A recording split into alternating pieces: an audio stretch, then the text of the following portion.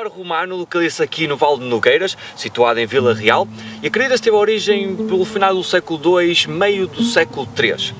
Também acredita-se que pertenceu à cultura dos Castreja. Castreja era a cultura dos nativos que vivia aqui, no nordeste da Península Ibérica, por volta do século IV a.C.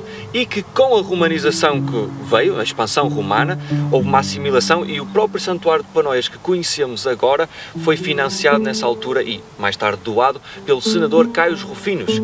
Essa informação, surpreendentemente, encontra-se aqui espalhado por estas epígrafas que estão aqui pela primeira fraga e é a informação mais fidedigna do que realmente acontecia neste santuário. Infelizmente, por serem em latim, a maior parte delas não é a sua, ou melhor, a sua tradução não é 100% fidedigna, ou pelo menos tem as suas ambiguidades com base nas pessoas que o estudam. Isto tudo é possível porque, apesar do tempo não ter sido mais amigável com estas inscrições, sem margem de dúvida a tecnologia trouxe-nos uma fantástica inovação que se chama modelo de morfologia residual. Através disso foi possível obter imagens extremamente nítidas das inscrições que estavam aqui e com isso confirmar, por exemplo, o que se fazia aqui nesta primeira fraga, que era o sacrifício e a purificação das partes do sacrifício. Normalmente havia a separação da carne, das vísceras, da gordura e do sangue, normalmente um animal que era sacrificado nesta zona, isto em nome dos deuses e divindades que eram aqui, quer homenageadas, quer eram invocadas para os rituais que se faziam aqui. Normalmente, havendo purificação destas partes através do fogo.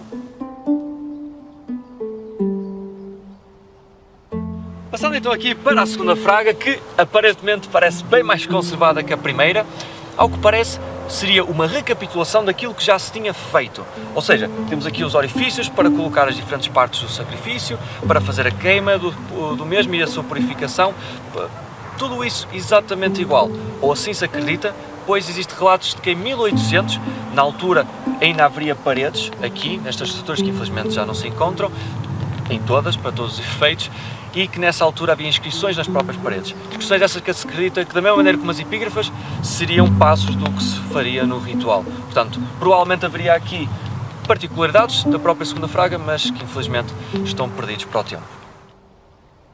E chegamos então aqui ao final, terceira fraga, onde o corpo era sepultado depois de ter sofrido a purificação nas duas primeiras fragas. Acredita-se também que existiria aqui um ritual para ajudar a alma a fazer uma boa passagem para o outro mundo e também é especulável que o senador Caio Rufinus tenha construído este local para, como se fosse um cemitério para si e para a sua família. Foram encontradas ossadas, mas não há como confirmar que seriam dele, de outro romano ou de outra entidade qualquer, pois, como já sabemos, isto esteve exposto aos elementos e aos anos que passaram, por isso pode muito bem vir as ossadas, por exemplo, de um guerreiro medieval ou simplesmente de uma pessoa comum que tenha encontrado este local.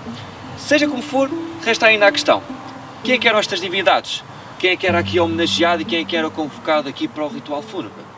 Vamos descobrir.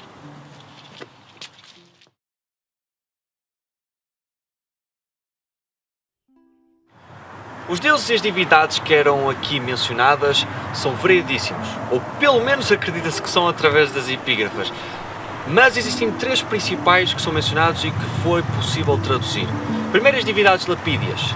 Estas divindades acredita-se que eram as divindades locais, até suspeita-se que estariam relacionados com alguma coisa a ver com a água. Pouco se sabe sobre elas, era muito localizado, mas mesmo assim mostra a tal assimilação que os romanos muitas vezes faziam, sem destruição, sem opressão, simplesmente integravam na cultura deles o que já existia. Outra, muito popular naquela altura, é Ísis, a deusa do Egito e esposa do deus Osíris, o guardião do submundo. Foi ela que foi responsável pela ressuscitação do próprio esposo na altura, segundo a história do deus Osíris, daí ser muito reclamada, tanto por parte dos egípcios como aqui, e, mais uma vez, mostra a própria assimilação dos romanos, que muitas vezes abrangiam várias das culturas, também a própria cultura grega, os egípcios, tudo, enquanto tiveram a sua expansão.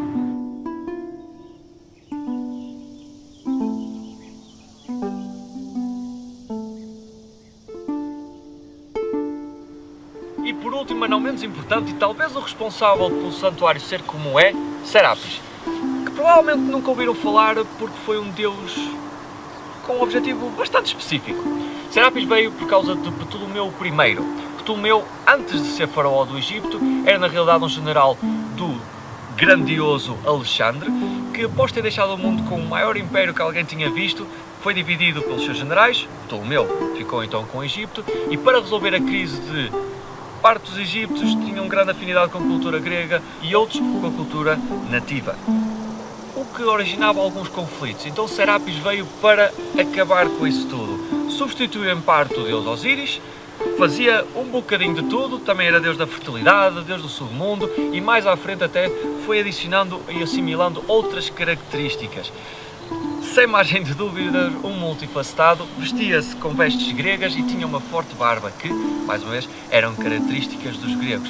E foi ganhando popularidade, cresceu da Ásia Menor para a África até chegar aqui à Península Ibérica, vários séculos depois.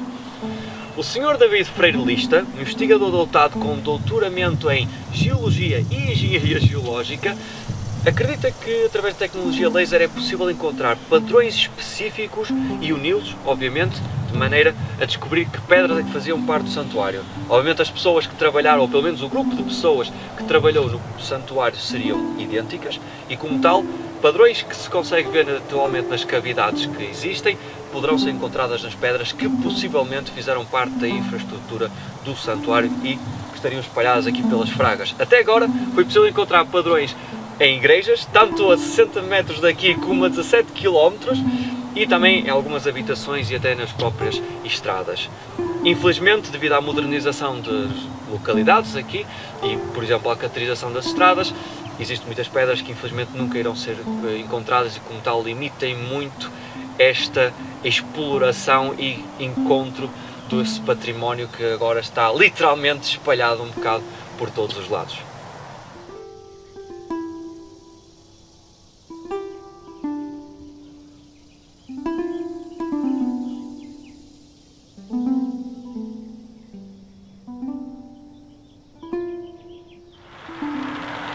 Só podemos imaginar as coisas, histórias que aconteceram aqui.